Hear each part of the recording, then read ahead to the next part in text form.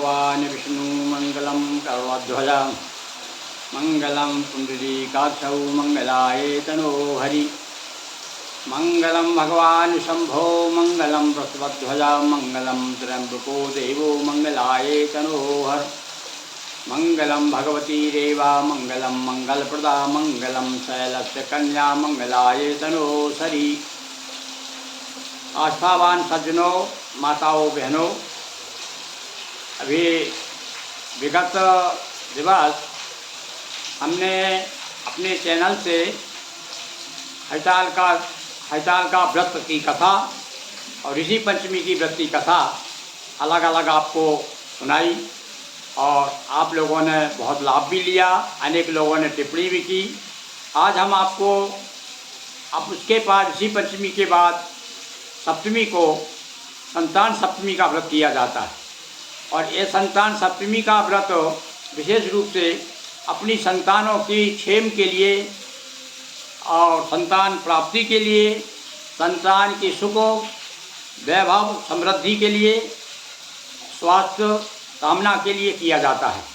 भगवान शिव की, पार्वती की, गणेश जी की पूजन की जाती है। पूजन के बाद कथा सुनी जाती है। इसमें विशेष रूप से इसका विधान हम पहले बता दें आपको कि पूजन कैसे करना चाहिए, विशेष रूप से क्या सामग्री लगती है। विशेष रूप से इसमें एक सोने, यदि आप संपन्न हैं तो सोने चांदी के कड़े लगते हैं।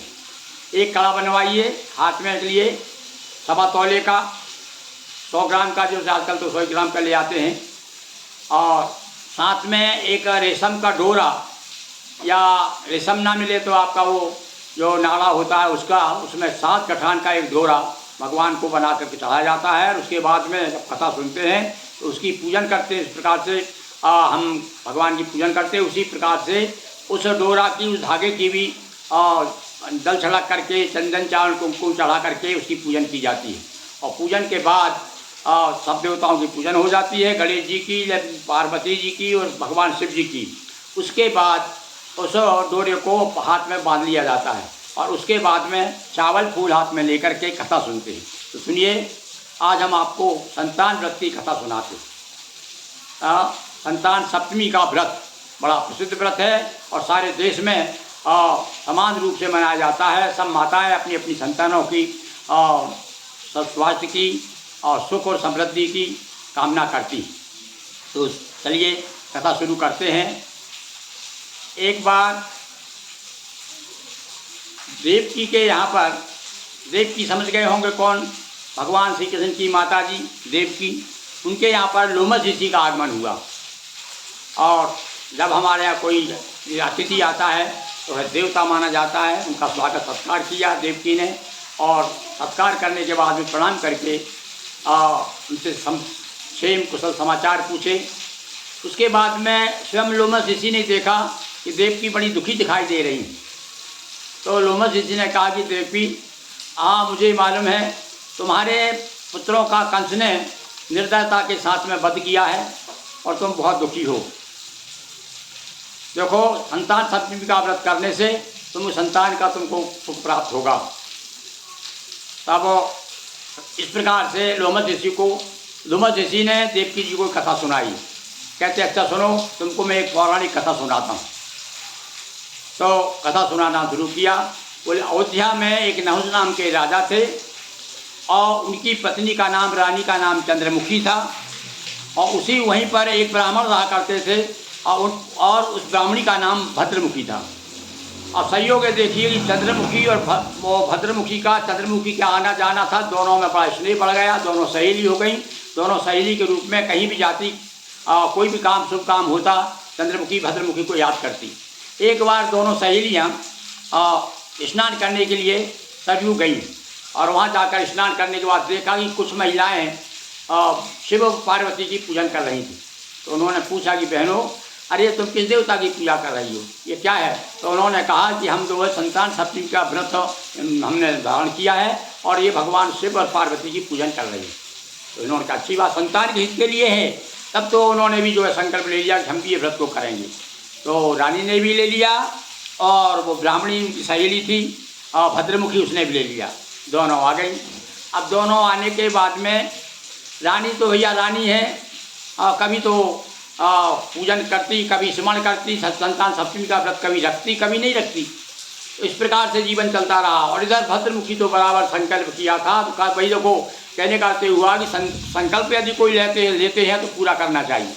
तो ये बराबर भद्रमुखी बराबर संतान सप्तमी का व्रत करती रही, भगवान का पूजन करते रही, और काल पा करके दोनों का अंतकाल आ गया, दोनों का निधन हुआ। अब दूसरा जन्म क्या हुआ उनका देखिए। अब हमारे यहाँ तो जन्म जन्म की किस्साएँ हुए हैं। तो दूसरे जन्म में जा करके रानी तो बंदरिया हुई, और ये मुर्गी के रूप में पैदा हुई।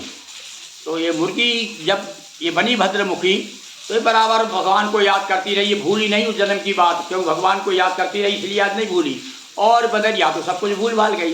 इस प्रकार से उस योनि में भी कुछ समय तक जितना भी उनको योग मिला था, जितनी उम्र मिली थी उतने दिन जीवित रही, और उसके बाद में वो दोनों समाप्त हो गई, मर गई। उसके बाद में तीसरा जन्म हुआ।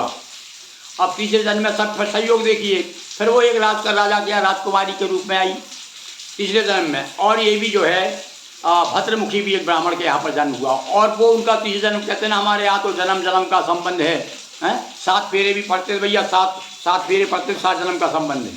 तो उनकी सहेली जो थी पहले जन्म में जो थी, तो इस जन्म में भी दोनों सहेलियाँ रहीं। अब उनका आना जाना हुआ, पर भैया थोड़ा सा क्या हुआ कि चूँकि ये संतान सप्तमी का व्रत इसने नहीं किया था, और कभी कभी करती थी, इसलिए तो रानी तो राजा के यहाँ तो आई, किंतु इसके यहाँ पर संतान नहीं हुई।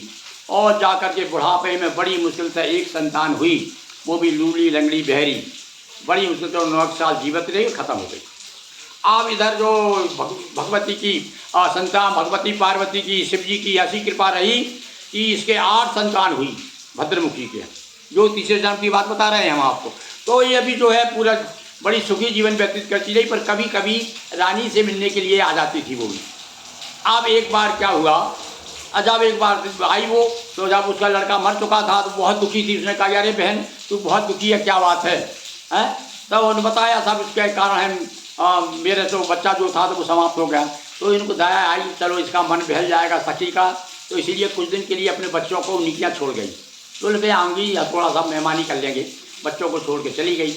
अब इधर तो कोई ईर्ष्या होती है औरतों में, क्या कहा गया है कि जो वो बांझ औरत होती ना, उससे गांव के लोग बहुत बेचक के रहते हैं, डर के रहते हैं, दूर रखते हैं उसको, तो ऐसा ना हो हमारे बच्चों को, तो इसलिए बच्चे हैं नहीं हैं तो ये नज़र लगा दे, कुछ चोट का कोना कर दे, तो ईर्ष्या करती हैं वो। तो ये ईर्ष्या बस रानी ने क्या किया, उन लड़कों को और लड्डू खिलाए और उसमें जहर मिला दिया। पर भगवान की कृपा देखिए कि जहरीले लड्डू भी कुछ नहीं हुआ, और वो लड़कों को साकुशल कुछ भी नहीं हुआ उनका। बड़ी चिंता में हो गई। इसके बाद में क्या हो गया, तो एक बार फिर 2-4 दिन के बाद में वो अपनी बच्चों को लेने के लिए आई, तो अब दोनों सहेलियाँ मिली और आपस में जब चर्चा हुई तब उसको मन में नहीं रहा गया। उसने कहा यारी सहेली देखो, मुझे क्षमा करना बहन, मैंने बहुत बड़ा गलत काम किया, पर मुझे बड़ा आश्चर्य हो रहा है कि मैंने ईर्ष्या के वशीभूत होकर के तुम्हारे बच्चों को जहर के लड्डू खिला दिए, उसके बाद भी वो नहीं मरे। क्या बात है, ऐसे तेरे साथ में क्या है, तू ऐसा कौन सा पुण्य करती है, कौन से देवता की पूजन करती? तब उसने बताया क्या सहेली तुमको याद नहीं है, अरे मुझे तो पहले 3 जन्म का याद कर लो। अपन दोनों सहेली थी, तुम चंद्रमुखी थी, मैं भद्रमुखी थी, और अपन अयोध्या में राजा नहुष का राज था, उस समय अपन दोनों स्नान करने गई थी, सारी कथा बता दी।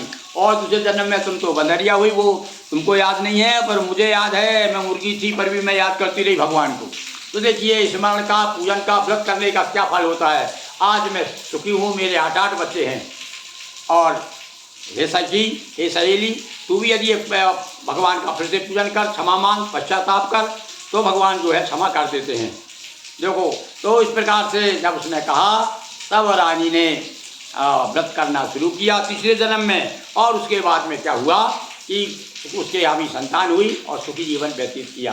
तब देव की पूछती, महाराज बता दीजिए, हाँ इसका व्रत का विधान क्या है, इसका नियम क्या है, क्या क्या लगता है, इसमें कैसे करना चाहिए, मैं भी करूँगी। देवकी ने लोमस ऋषि से कहा, तब वो बताया उसने। अब ये कथा जो है असल में युधिष्ठिर ने पूछी थी भगवान श्री कृष्ण से, तो श्री कृष्ण ने कहा था कि मेरे यहाँ माँ के पास में लोमस ऋषि आए थे, समझे आप। तो अब इस प्रकार से ये कथा आगे बढ़ती है। तो उन्होंने बताया कि भैया इस प्रकार से पूजन की, तो पूजन का विधान पूछा देवकी ने कि महाराज जी बताइए किस प्रकार से पूजन करना चाहिए। तो उन्होंने कहा देखो पूजन तो वैसे ही साधारण पूजन होती है भगवान की, और भगवान गणेश जी की, शिव जी की, पार्वती जी की पूजन है, और संतान की खुशहाली के लिए, संतान के हित के लिए पूजन की जाती है। पर इसमें विशेष रूप से 7 पुए लगते हैं भाई, विशेष भगवान को 7 पुए चढ़ाए जाते हैं। और 7 पुए जो है, जो व्रत करता है उसे 7 पुए खाना है। अब आप कहोगे साहब 7 पुए तो ना खा नहीं सकता एक व्रत करने वाली महिला 7 पुए कैसे खाएगी।